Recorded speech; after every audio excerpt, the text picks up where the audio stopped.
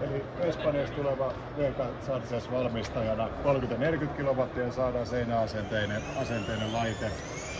Hyvä, se mitä laitteessa on hyvä, niin tosiaan alle 50 laite kun on, niin Afiri ei koske. Ei tarvitse olla maksupäätettä, löytyy kuitenkin cashless paymentti. Meillä on kosketusnäyttö, saadaan isompana jos halutaan.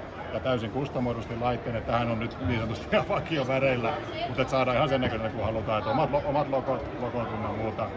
Kiinteä CCS2 kaapeli, 5 metriä tulee niin kuin normaalisti laitteen mukana, saadaan myös pidempänä kaapelina. Sopii hyvin käytettäväksi esimerkiksi yritysten vierasparkkipaikoille, ravintolat voisi olla paikat, missä ihminen viettää tyypillisesti ne pari tuntia aikaa. Et niin kuin mä sanoin, niin 30-40 kilowattia antaa tämä malli. Eikö semmoinen sopiva niin kuin parin tunnin mökkikeikkaa, niin saa mökkikeikalla hakun täyteen. Ehdottomasti ehtii vähän käydä onkimassa ja ottaa ahvenet ylös.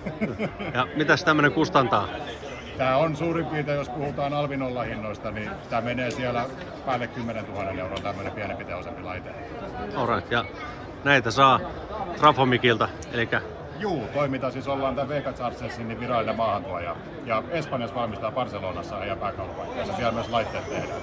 Pääseekö tätä testaamaan Trafomicin Raision pihassa? Ehdottomasti. Tuotekatu 15, tervetuloa. Siellä löytyy yksi seinästä kiinni. Hyvä, kiitos Tomi. Kiitoksia.